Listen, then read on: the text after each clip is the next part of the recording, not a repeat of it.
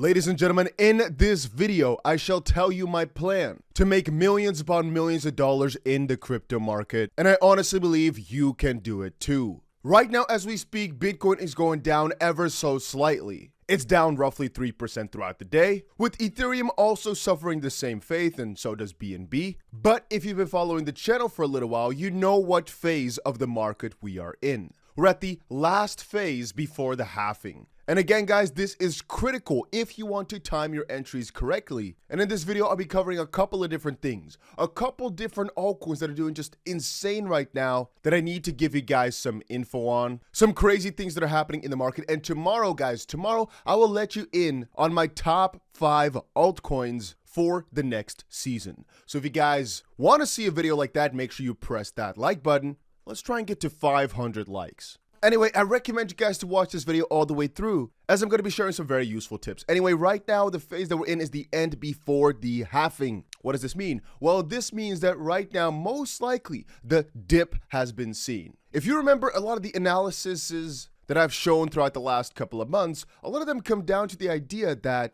going into the halving, you see a pump. A little bit before the middle, you see the all-time high before going down, reaching a new bottom, a local low, before then pumping into the halving with the first half of the new cycle being on the up and up with the new all-time high before dumping. It basically continues on the same pattern that right now we can see yet again. Going into the halving, the prices went up. We saw a new all-time high before making a new crazy low. And then right now, as we get towards the end of it all, we could see moves similar to December of 2018 to about July of 2019, where we have a little bit of a fake out and that the Bitcoin price actually comes down ever so slightly, where then after the summer, for example, in October, it starts to pick itself back up.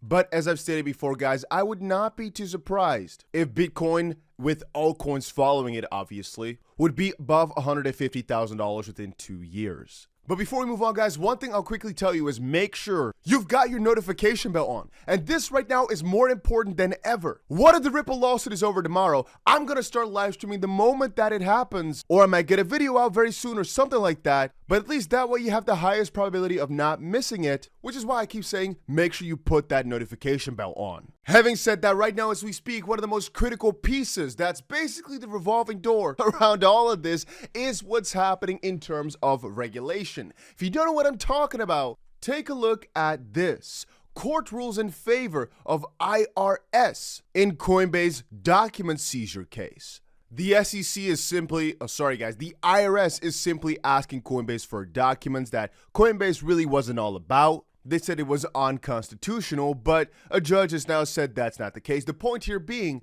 right now as we speak, a lot of these crypto prices will depend on what's happening on the regulatory field. One of the best examples I could give you, I'll share with you in just a second. But before I do that, before I talk about this regulatory bombshell, basically, let me quickly tell you guys about Cardano, what's happening right now. So there's so much juicy news going on, but I have to quickly talk about Cardano. Cardano right now as we speak is breaking records. They just continue to go up and up and up and up and up in terms of value. This is the total value locked over on Cardano, sitting right now at $173 million, which is more than tripled since the start of this year. And that's paired with all the massive advancements on Cardano. And you got to understand, Cardano is different than a lot of these projects because they're not the initial innovators. They work on concepts that's already been kind of thought out or introduced. And then through their peer-reviewed approach, they basically make sure it's done splendidly. And that's why they're never the first to go crazy on a surge. But over time, I do believe Cardano is going to be overtaking a lot of Ethereum's market cap and a lot of the other platforms' market caps because of the approach that they've got.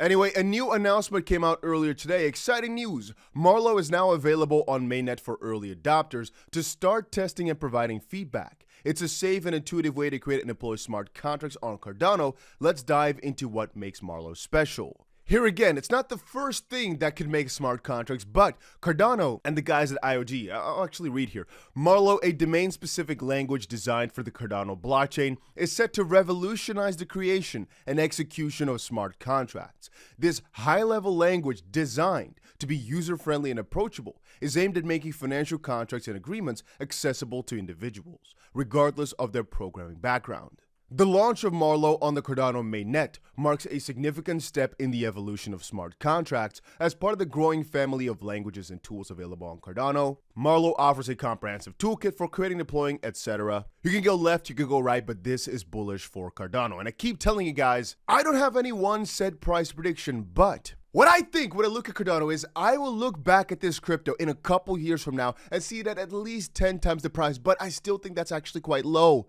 With the value locked on there, but most importantly, the value, or I'd say the percentage at which it's increasing for the amount of time that it's taken is insanely quick. And again, Cardano are late bloomers. So the fact they already got to dollars upon dollars worth of price, a while ago, is leaving me to believe there's so much still to be explored for Cardano and for the ADA price tag. All I can say is I am extremely bullish on Cardano right now. And whilst that's all happening, your economy is going to crap! I don't want to be shouting here at you, I really don't, but you gotta understand the reason I am getting so heavily into crypto right now, no breaks, not a single one, I am 99% into crypto, is because what's happening in the background. What is safe? Gold? Well, the thing with gold is it probably won't go down, half in a day or so. So from that perspective, gold is good. But I've always been putting up that argument that even though gold, I think, is one of the most stable things out there in this universe, they can always come and take it away. The dollar's not safe. Any currency that's controlled by a central government is inherently not safe from any sort of manipulation. People often come up to me and say, well, houses are the thing to go for. And I tells you, if somebody ever steps in and says, hey, this is mine now, what are you gonna do? Nothing. If you wanna have full control, and this is again in a more doom scenario, but I always want everybody to prepare for doom scenarios because I personally think you can't fully sleep comfortable at night knowing that you own absolutely nothing because they can always take anything away from you. Oh, we can go further on this story as we talk about CBDCs, but that's not for today. Robert Kiyosaki, whom I don't think is actually a very nice man, from what I've seen him say in interviews. I think he's become very cocky. It doesn't matter though. He warns the US economy is crashing like a deflating balloon, and he's basically saying go for gold, silver, Bitcoin. And I don't share his strong opinions. I don't. And I think that for most people, finding safety in the US dollar is fine. I am only talking to people who don't want to flow with the normal boat of your government tells you to jump, you jump, and you don't question it. I'm more in the camp of do whatever you want because you can, while still, obeying by some of the rules and not being too oblivious to the community and economy. But if you guys think that the major financial corporations don't know the same idea that I've got here, you're mistaken heavily. I've talked yesterday about BlackRock and all these financial institutions, all these banks, gearing up for crypto to take over because they know there's money in it. At first they deny it because it doesn't make them money, then they build, and then all of a sudden they'll show you crazy adoption, or I'd say crazy acceptance of it. Now, Wall Street firms to take on Binance, Coinbase, other crypto native exchanges, and this might not be what you think it is. This is not a, hey, we're going to take you guys down in the literal sense. This is a, hey, we're going to try and compete with you. Traditional financial firms, including Standard Chartered, Nomura, and Charles Schwab, are busy building or funding new crypto exchange and custody platforms. What have I been saying? I keep telling this to you. They're telling you in your face that you should get rid of it, while in the background they build. Almost every single bank is doing this in the exact same way. They're building in the background while telling you in your face that you should get rid of it or not be involved with it. It's because right now it doesn't make them money, but soon it will. I have a very good example. Let's say you are an egg farmer. So your livelihood comes from eggs, but you only have white and brown eggs. A competitor comes in that gets these very healthy, juicy green eggs that are available for everyone. You're like, excuse me, I've got white and browns. That must be unhealthy. That's bad. Don't get it. While in the background, you're preparing yourself to get yourself some green eggs too. You're creating the chickens, you're creating the equipment, the farm, the dye, whatever. And all of a sudden, as you've prepared your green eggs, hey, this is so healthy, it's so good. Because now it's in your best interest. And that's exactly what's happening on these banking fronts. And if you fail to realize this, you can't be saved. But like I said earlier in the video, right now as we speak, one major thing that's just stuck in my mind so bad is this regulatory battle between the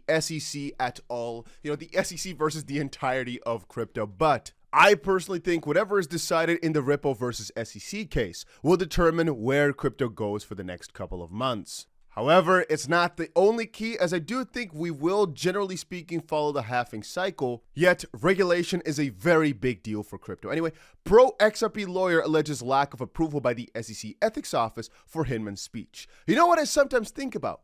Didn't the SEC, through Gary Gensler and William Hinman, actually give the market some sort of advice by basically looking bullish on Ethereum and basically looking bullish on Algorand, while later on switching their mind and saying, no, it's all a scam? This article here is mostly about the idea that some of the guys over at the SEC still did some pretty shady things, is what I'm gonna call it. Empower Oversight also revealed that despite warnings from the SEC Ethics Office, William Hinman, the Director of Corporation Finance at the SEC, I should say, continued to engage with a law firm that he wasn't allowed to communicate with because of ethical reasons. Anyway, we're going to be seeing more and more about that over on June 13th, and I'm already telling you guys, get ready for a massive wave of FOMO. The more bullish news that comes out about this lawsuit, the more that XRP is going to outperform the market, I think. Right now, as we speak, XRP, I should actually refresh this real quick. XRP is still doing better than the majority of the cryptocurrencies out there because, well, it's, in my own opinion, the best one to buy right now for the reason that they have such crazy up potential and not that much downside potential. Not financial advice. Don't buy because of me. Please, guys. I'm just giving you my thoughts and my reasonings. That does not mean it's a smart investment. It does not mean it's a smart buy right now. I'm just giving you guys my 2 cents, but I mean, the numbers don't really lie, right? Where Bitcoin and all the others mostly are going down. A couple of my favorites are going up. XDC I like a lot. XRP I like a lot. Quant I like a lot. XRP is actually the best performing the last hour. And again, following my own opinion, it just makes sense.